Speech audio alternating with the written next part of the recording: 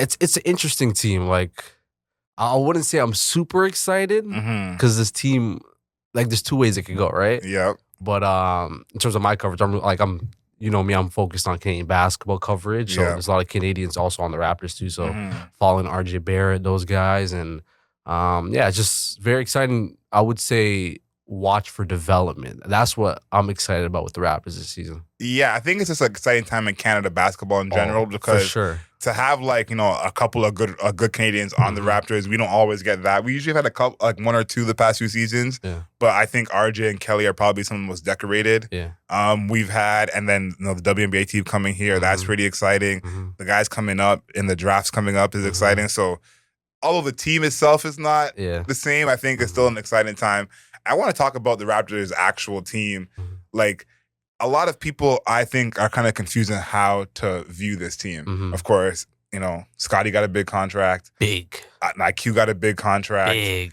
So for those people who are, not sure of like where those contracts came from, how should someone be perceiving this team? Like, is this a play-in team, playoff team, or do you see them as more kind of in the lottery again?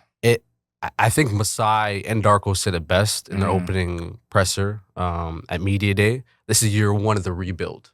That's what they said. That's how we should look at it. Yeah. I even will take a step back and say, hey, they should tank.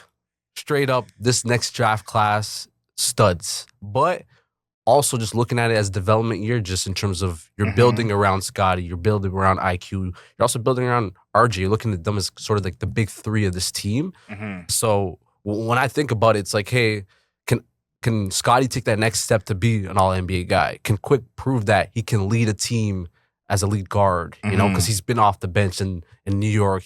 Now he just got paid, so let's see if he can do it. Prove RJ he's too. a starter, yeah. Exactly. So if you can prove it consistently in that he can lead a team as a point guard, right? So it's a lot of things to look at, but I'm excited just to see like Scotty's next leap. Like that to me is going to be really exciting. I think that's interesting you mentioned Scotty because this is probably their first time using the word rebuild so publicly. So when you say tank, I'm like, listen, we just got to rebuild. But those guys don't want it. Like if you ask Scotty, he's not thinking tank. Like those guys want to compete, right? And that's what you expect. Like Masai even said it. Like when he talks to those guys, they want to win. So at best, I expect a play-in team. Like if everything hits, there'll be a play-in team. If not, they'll be tanking. They'll be like especially injuries piling up right now. It's I expect them to try to win. The schedule is like right now. If you look at it, it's tough. It's a gauntlet right now, like, and it's a start too. And it's insane. So for me, I'm like, okay, go out, prove, see what you can do in this conference, and if you exceed expectations, amazing. But if you don't, hey man, Cooper flag, man. Capture the flag. We're trying to capture the flag this year. My flag, my hashtag though is wave the white flag. I like that. Wave the white flag. I like that. Come on. I think we're in an interesting spot too because I think when I talk about players to watch, our big three is obviously the guys to watch. But these guys all have been in playoff situations, even though they're all young players. RJ and IQ been to the playoffs with the Knicks. Scotty's been to the playoffs with the Raps already. Even Pirtle's been to the playoffs with a few teams. So I think that these guys all have the chance now to be the leaders on this team, and I think that's probably why they're trying to go for the play-in. For me, RJ is a guy to watch. I think RJ had his best kind of stretch of his career for the Raptors at the end of the season last year. In the Olympics, maybe the second best player on that team. I agree. So I think even myself, what I thought of RJ, I kind of got to recalibrate. Everyone has. Yeah. Like, do you see what they were saying about him before they even traded for him? Like he was described as a toxic asset. Yeah, a toss-in. A toss-in to the trade. People are like, oh, okay, quickly is the big draw. Amazing. Oh, RJ, we'll see what you could do, like kind of revamp your image here. Yeah. But to me, he's been the best player in this trade so far. And like quickly needs to prove that he's worth what we're talking about. RJ's, to me, is like efficiently wise. He's been able to shoot the ball. Yep. He knows what he's doing. He just needs to improve probably on the defensive end a lot. So other than that, I'm like, hey, I know what I can get from RJ Barrett. I'm just looking at quickly. I'm like, can you lead a team and be the main point guard? That's my biggest question. Do you think he can do that? Because I was a big Quickly fan when he was in New York. And when the trade happened, I was so hyped for Quickly. I've always liked him as a player. I thought here he could do big things. Do you believe in him and actually becoming that starting point guard, or do you think that that's asking a little too much? I'll be honest, I'm kind of iffy. I'm iffy in terms of just I know he's been working hard in the summer, just from what Masai has been saying. Like they invested in him. And honestly, like the contract he's making is not massive when you think about it in the next 3-4 years. Like 30 plus million is not, it's not too crazy. It's worth the investment. But it's just being able to see, is he going to be able to gel with Scotty in the pick and roll? What does that look like, right? You got to see. Yeah. So and his touch around the rim, I want to see if it gets even more efficient.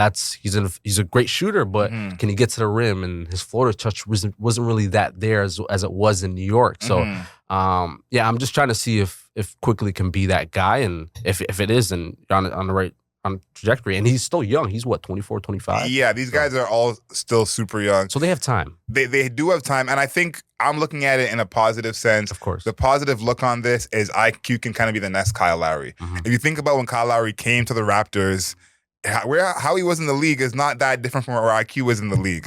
Not always a consistent starter at that time. Remember, him and Jose Calderon were kind of fighting for minutes. I laugh to this day. Like Jose Calderon was still the starting point guard while Lowry's still on his team at certain points, and then they had to trade him, and then okay, now Lowry gets the full lead role. But I remember the games where like Lowry was still coming off the bench. Obviously, he's still dealing with injury at that time. Yes, and, like, him and Casey were kind of butting heads, but like you said, like Lowry had to earn his. Yeah, and I think that's what I'm thinking of with IQ is at this point, we're not looking at him like multiple time all-star, leader of a team. But I think when Kyle got here, we didn't look at him like that either.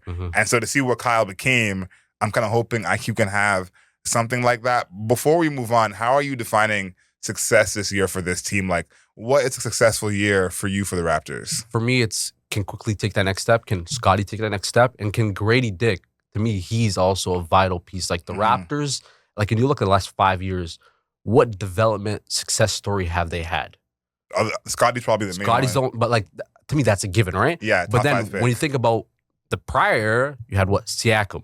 You had Fred VanVleet. You had OG Anunoby. You had Norman Powell. Like the list goes on, right? You've had pretty much none, right? So like this class, this upcoming, like they drafted what, 4 or 5 guys? Yeah. So when you're looking at it, like this is very important that they strike on one of the people they drafted, and that Grady Dick takes the next step.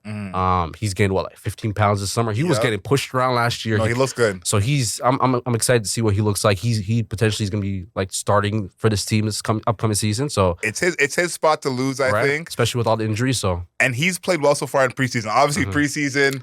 Let's not look into it, but he looks at least more comfortable on the court. There were some games last year where it's like this guy needs some time still. He seems more comfortable this year.